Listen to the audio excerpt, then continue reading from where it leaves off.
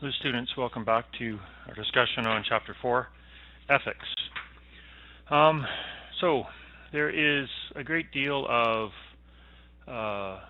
different theories that we will discuss.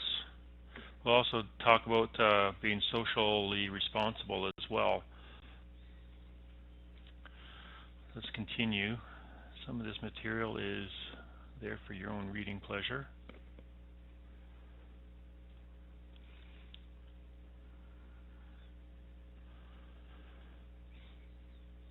Of course, that second point is the dilemma that we all face with when we are working or visiting abroad. Even is the pressure to violate your own personal ethics because what's considered ethical or unethical in another nation is different. And how do you behave as a person, and how do you behave? How does a corporation behave? So we'll go into section dealing with some of the theories.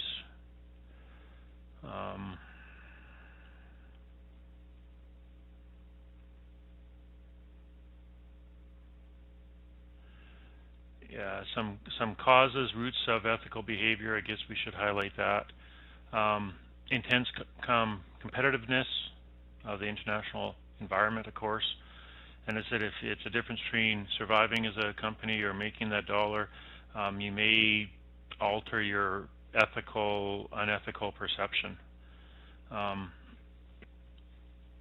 course, if you haven't included various ethical processes and considerations into your decision-making process, then of course that could be where unethical behavior occurs as well. Third and fourth causes.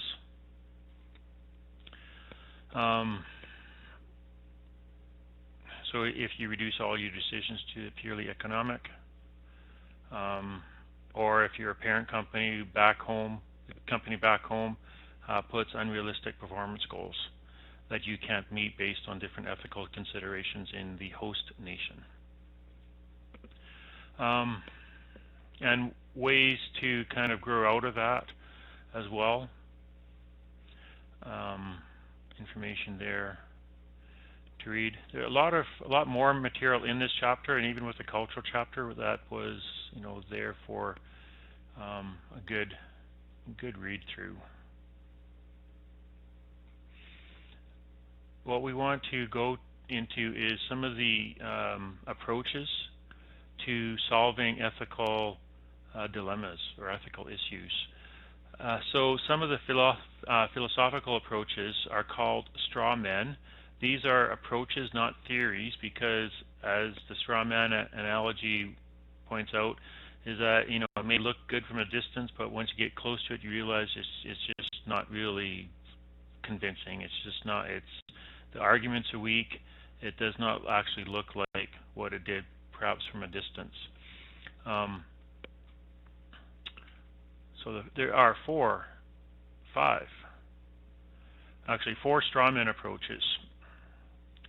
And then on this slide they added the utilitarian ethics and Kantian ethics as well. But the strawman approaches focusing on those four, the first four. And in the past, this is where a multiple choice, or not a multiple choice, a short answer question came up in terms of how would the strawman approaches answer this type of employment question. So, Friedman's doctrine might say, do this. Cultural relativism might, give a different answer, a different approach to solving that situation. So we're going to look in those areas more so. With the next slide being Friedman. So Freeman Doctrine, named after Milton Friedman.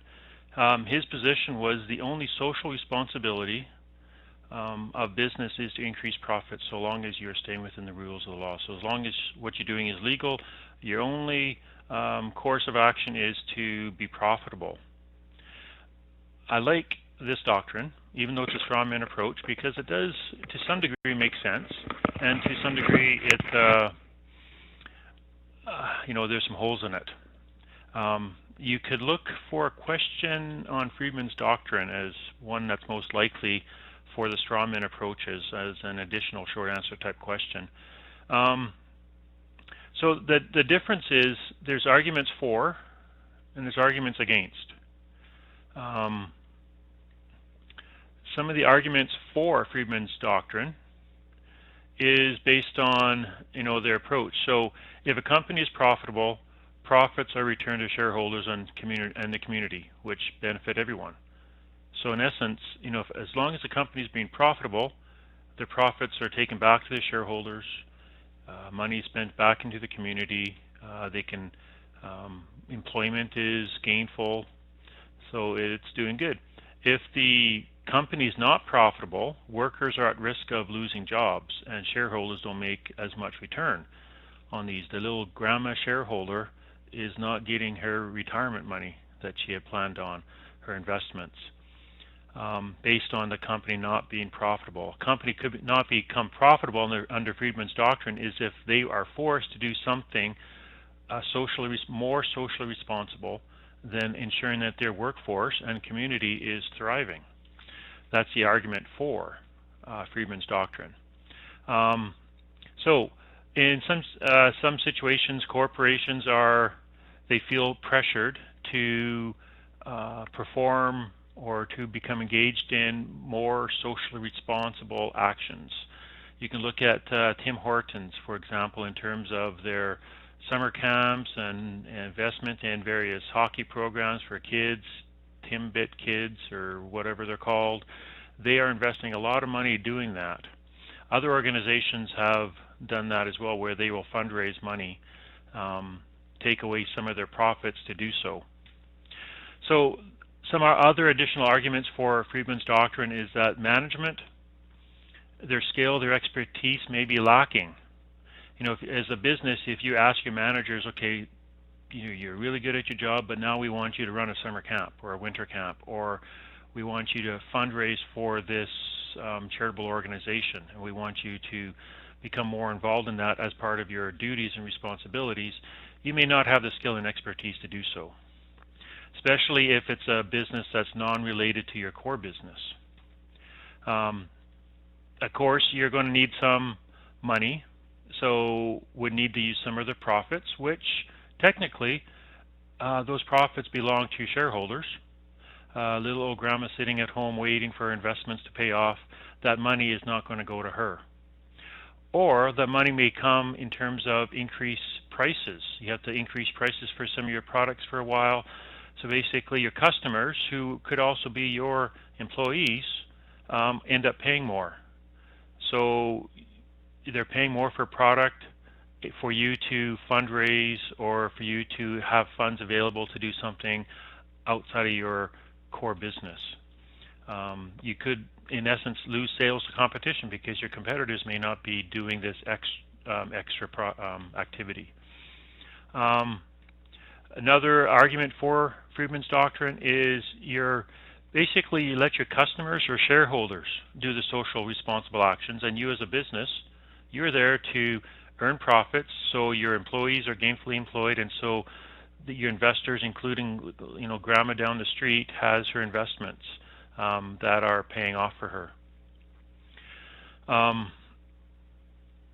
This is akin to what Walmart does, actually. If you ever go there, they ask you for donations from time to time. I stopped doing that because I found out from reliable sources that they don't match any donations. I always thought that I put $1 in, they put $1 in, and we're actually helping fundraise for something. But I found out that they don't, or they weren't at that time. Perhaps they've changed, but they're basically collecting money, and then they are giving that to various charities, and it comes across as being Walmart being a big charitable organization where in essence they are actually just collecting money. But that's just my Walmart rant. So let's go to some arguments against Friedman's Doctrine. One of the main ones is you need to lead by example. You are a business, you are a legal entity. You should be doing something to help promote community well-being. You get people thinking that, oh, if you just have to make profits and those profits are going to just the rich guys anyway, perhaps that's not what you should be doing as a business. Forgetting that most investors are, the retired grandma type. Business leaders have expertise and popularity to help various issues. They can actually lead by kind of an example. They have different expertise and skills, and they're well known, and they should be using that their popularity to help various issues. So that's some pros and cons, or arguments for and arguments against Freedman's doctrine. You may find that, hey, that one looks pretty good, even from close up. The second approach is the cultural relativism. Let's go to that slide. Cultural relativism. Basically, this one is when in Rome, do as the Romans do. You might even use that Las Vegas phrase, what happens in Las Vegas stays in Las Vegas kind of thing.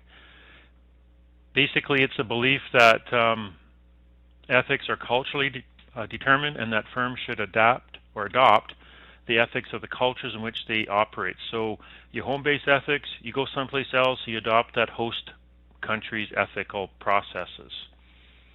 So in this situation, why it does not look so good is indebted labor, slave labor, would be ethical. If you move to a country that still has some slave labor, indebted labor like that, then of course, if you're a Canadian firm going into that country, it's ethical there, so you would participate in that. Payments and bribes in some countries is ethical, is expected. Of course, you're going in there, then you win in Rome, kind of thing. So it doesn't look good, especially if news gets back to your shareholders. Little grandma sitting at home wondering, she's making all this money, and then she finds out it's not ethical. So the Righteous Moralist. This one claims that a multinational's home country standards or ethics are the appropriate ones. So basically, you bring in ethical definitions and processes, and you basically plant that into that host nation, going, this is how we're going to behave ethically. The problem with this is, we might think, okay, well, our Canadian standards of ethics is pretty high. It's going to benefit everybody. So if we buy into this, what happens if someone from another nation says, well, no, their ethics are better, and they come to Canada as a manager or a director, and they are bringing in their ethical standards, which may not be on par with ours. Another example from your textbook is the Italian business and tax situation. Whereas in Italy, perhaps, you as a Canadian manager, director goes into Italy, and you find that they are always or have always underreported their income to the point where it's like, this is wrong. It's lying. But the process has been the tax department, the Italian tax department knows this, that every business does this, and they just charge a double or triple rate on your taxes anyways, because they know that you're underreporting, so we just charge more tax anyway, and everything's good. Well, if you as a Canadian manager go in there and say that, we're going to do this ethically, we're going to report exactly what our income is, the Italian tax department may say, whoa, you guys report a lot more income, but you're probably still underreporting. We're still going to charge you double or triple what we legally should be. And of course, there's going to be a different, much higher tax amount paid, and there's some problems with that.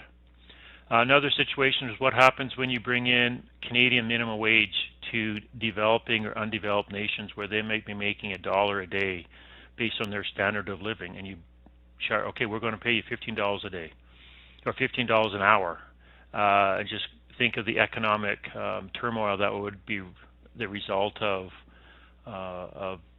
your ethical definition of working conditions and wages being forced onto another nation. We'll stop there and we'll come back to the other approaches.